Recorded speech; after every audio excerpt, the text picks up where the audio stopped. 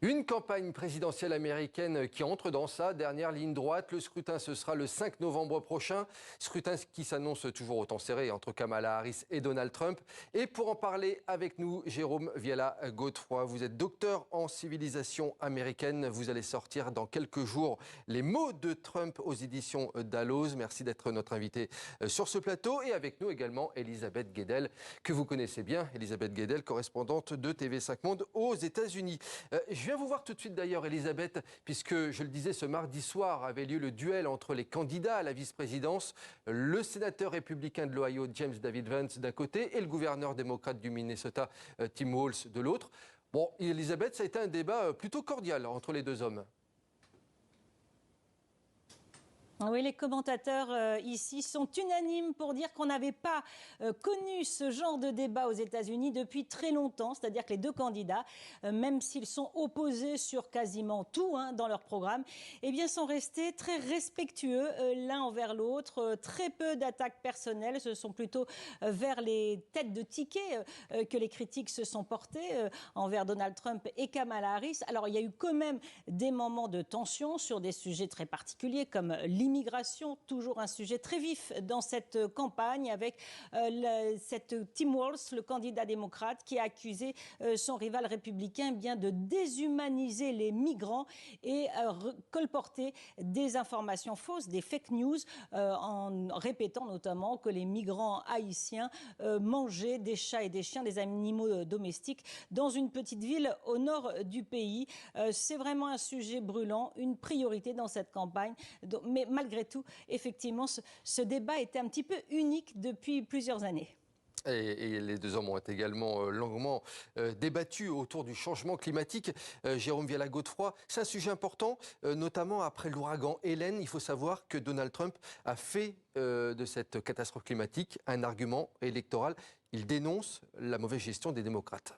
Oui, alors il sait qu'aussi dans sa base, l'idée que le changement climatique est dû à l'homme notamment est quelque chose qui n'est absolument pas partagé par les républicains.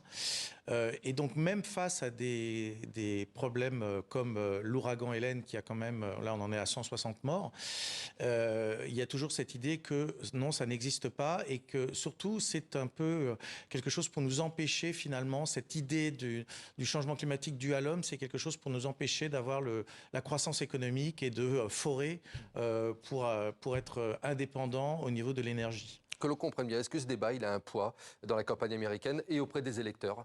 Alors ce qui va avoir un poids là, en tout cas, ça va être la manière dont la catastrophe va être gérée. Et donc il y a une agence fédérale qui s'appelle FEMA et en fait les républicains ont d'ailleurs voté contre l'augmentation du budget de FEMA. Donc on va voir si ça devient un objet de débat, mais en tout cas la manière dont cette catastrophe va être gérée, là on voit aujourd'hui qu'effectivement Kamala Harris et Joe Biden vont dans les États concernés, puisque ce sont des États clés. La Géorgie comme la Caroline du Nord, ce sont des États très importants pour les élections. C'est le terrain qui est important, c'est ça que vous êtes en train de me dire. Oui, c'est l'image qui va être importante, c'est l'incarnation qui va être importante. Et d'ailleurs, Trump ne s'y est pas trompé, puisqu'il est allé lui-même sur place à dénoncer éventuellement le manque d'aide fédérale, alors même que le gouverneur de Géorgie notamment, a dit que, au contraire, lui-même républicain pourtant, a dit que finalement, au contraire, que la présidence, l'exécutif était vraiment présent. Elisabeth Guedel, c'est ce que réclament les Américains actuellement, des politiques sur le terrain et à leur côté. Oui, c'est toujours ça qui domine pour les Américains. Les priorités sont très concrètes, leur quotidien, comment améliorer leur vie au quotidien, que ce soit côté inflation, que ce soit le logement, que ce soit effectivement la gestion de catastrophes. Surtout qu'aux États-Unis, il ne faut pas oublier qu'il y a eu un précédent qui a marqué les esprits. C'était George W. Bush qui était complètement passé à côté de l'ouragan Katrina. C'était en 2005, je crois. Et donc, ça avait complètement fait chuter sa popularité à ce moment-là. Donc, très concrètement, les Américains veulent des personnes des dirigeants qui sont tout près de leurs préoccupations quotidiennes.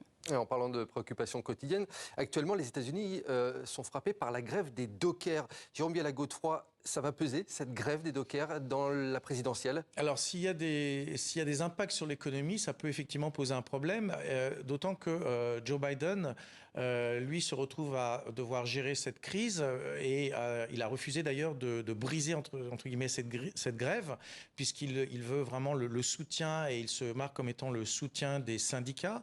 Donc, il joue aussi serré là, comme Kamala Harris d'ailleurs, qui doivent montrer qu'ils sont là pour les ouvriers, pour les travailleurs, et en même temps gérer éventuellement, ou en tout cas permettre que le conflit se règle et qu'il n'y ait pas trop d'impact économique, parce que s'il y a des impacts dans le concret, sur des chiffres dans l'économie, ça peut poser problème. D'ailleurs, je le souligne, le deuxième syndicat le plus puissant n'a pris parti pour personne, hein, pour aucun des camps dans cette affaire. Est-ce que cette grève des dockers, elle peut faire boule de neige dans d'autres secteurs? Alors, ça, impossible à dire, ça va vraiment dépendre comment les choses se déroulent, s'il y a une tension encore plus forte. Mais ce qu'on voit chez les Teamsters dont vous parliez, là, qui n'ont pas soutenu au niveau fédéral, au niveau national, aucun des deux candidats, on voit aussi qu'au niveau local, par contre, il y a eu certains de ces syndicats-là au niveau des États qui ont soutenu Kamala Harris. Mais ce qui se passe, c'est que c'est la première fois qu'on a ça. Et ça montre aussi une dichotomie entre la base et les dirigeants syndicats, et vraiment une opposition, en tout cas une différence entre une base qui est beaucoup plus hésitante à soutenir les démocrates, en tout cas qui est entre démocrates et républicains, et un leadership des syndicats qui est généralement plus pro-démocrate. Jérôme Biela-Godefroy, autre sujet bien entendu qui s'invite et qui va encore s'inviter dans cette campagne, c'est la situation au Proche-Orient et au Moyen-Orient. Le président américain Joe Biden s'exprime régulièrement à ce propos. Il a réitéré le plein soutien des États-Unis à Israël après l'attaque des missiles de l'Iran. Alors en revanche, sur ce sujet, Kamala Harris, elle ne s'exprime pas ou alors très peu. Pourquoi ? Parce que son électorat aussi est divisé sur la question. Il y a une partie des électeurs républicains, les électeurs de gauche, et notamment arabes américains qui sont par exemple dans le Michigan, qui est un État clé, qui eux vraiment prennent fait et cause pour les Palestiniens, notamment par rapport à Gaza. Et c'est une situation aussi très compliquée. Les jeunes aussi dans l'électorat ont tendance à être plus pro-palestiniens. Donc ça divise. Alors que du côté républicain, c'est vraiment l'ensemble, je dirais, de l'électorat qui est plus pro-israélien. Le problème pour Donald Trump et Kamala Harris, là, c'est de montrer qu'ils ont une certaine force, qu'ils ont un certain impact sur ce qui se passe, et c'est ça qui va être compliqué. Mais selon vous, après l'attaque de l'Iran sur Israël, est-ce que ça pourrait changer? Est-ce que les lignes vont bouger? Alors, les lignes vont bouger. En tout cas, sur ce qui va se passer au Moyen-Orient, ça, je pourrais pas vous dire. Mais par contre, sur l'électorat, en tout cas sur les gens qui hésitent à voter, ça peut être un problème puisque ça les met en difficulté et en faiblesse. Et Donald Trump, lui, a beau jeu, effectivement, de dire moi, quand j'étais président, il n'y avait pas toutes ces crises. Ouais, c'est un petit peu sa position. Bon, pourtant, il faut le dire, les États-Unis, ils risquent d'être embarqués de gré ou de force dans les opérations militaires de son allié israélien. Comment c'est vécu du côté démocrate et du côté républicain? Alors, généralement, l'idée d'envoyer des troupes, alors là, ça serait pour éventuellement évacuer des ressortissants américains. Voilà, c'est pas. Mais effectivement, l'idée d'avoir des troupes sur le terrain, c'est quelque chose qui est très compliqué, surtout en période d'élection.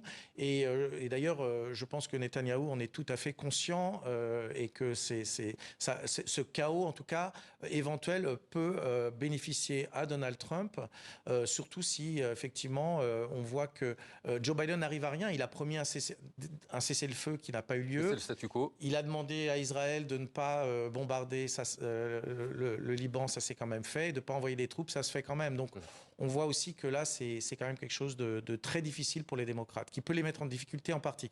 Mais les élections se jouent rarement sur les affaires étrangères, à moins qu'il y ait vraiment des troupes importantes sur le terrain. Justement, Elisabeth Guedel, dites-nous, à un petit peu plus d'un mois de l'élection américaine désormais, que disent les sondages pour Donald Trump et Kamala Harris? Est-ce que selon vous et selon les sondages, ça va jouer dans un mouchoir de poche? Oui, c'est un scrutin qui s'annonce encore. On est à 5 semaines, même pas, du scrutin. Et il est très, très serré.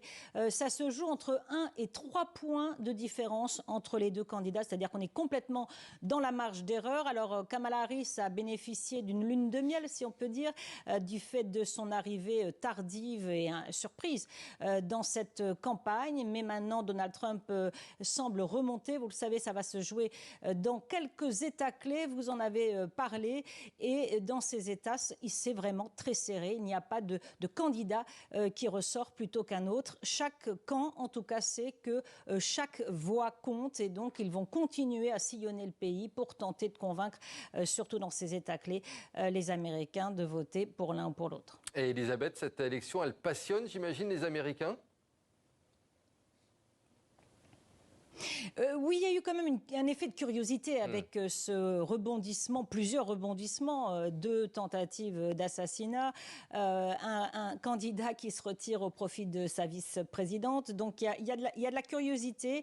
Maintenant, c'est une campagne très polarisée, une société très polarisée. Ça va se jouer sur quelques votes indécis, mais l'électorat est assez figé en fait dans les deux camps, mais ça va se jouer donc encore une fois sur quelques centaines de voix, parfois dans des États. Jérôme Viala-Godefroy, je voulais vous poser une question un peu poil à gratter. Vous allez le lire dans votre boule de cristal pour terminer ce grand angle. Il faut savoir que les élections présidentielles américaines sont souvent influencées par des événements imprévus appelés les surprises d'octobre. J'ai appris ça en préparant cette émission. Alors elles surviennent, ces surprises d'octobre, en fin de campagne et peuvent en modifier le résultat. Il faut savoir que ça a été le cas lors de plusieurs scrutins depuis les années 70. Alors je vais vous demander effectivement de vous projeter un peu. Octobre 2024, bis repetita selon vous? Alors ça c'est toujours possible. Par définition, des surprises, on ne les connaît pas à l'avance. On a eu les fameux emails par rapport à Hillary Clinton, hein, ça a quand même eu un impact. Et puis, alors sur la question des sondages, c'est aussi important parce que par exemple en 2016, les sondages à cette époque, qui se sont pas mal trompés à la fois en 2016 et 2020, donnaient Hillary Clinton gagnante. Et puis du coup, son électorat s'est pas forcément beaucoup mobilisé. Donc il peut y avoir un impact. Et là, effectivement, tout le monde est très prudent. Mais on a eu tellement de surprises jusqu'ici. Parce qu'on sent de la prudence là depuis quelques jours. Oui. D'ailleurs, les démocrates disent on est quand même rien n'est joué. Et ils le mettent bien en avant. Alors ils font beaucoup aussi de campagnes de terrain, beaucoup plus que les républicains. On va voir si ça a un effet, mais ça va effectivement se jouer à tellement peu que la moindre chose peut faire basculer ou faire changer. Et aussi pour la participation. Ce qui va vraiment compter, c'est est-ce qu'il y a vraiment une participation autant d'un côté et de l'autre. Et on suivra ça, bien entendu, sur les antennes de TV5 Monde. Merci à vous, Jérôme Viala-Godefroy, d'avoir été notre invité. Merci à vous, Elisabeth Guedel, depuis New York, aux États-Unis.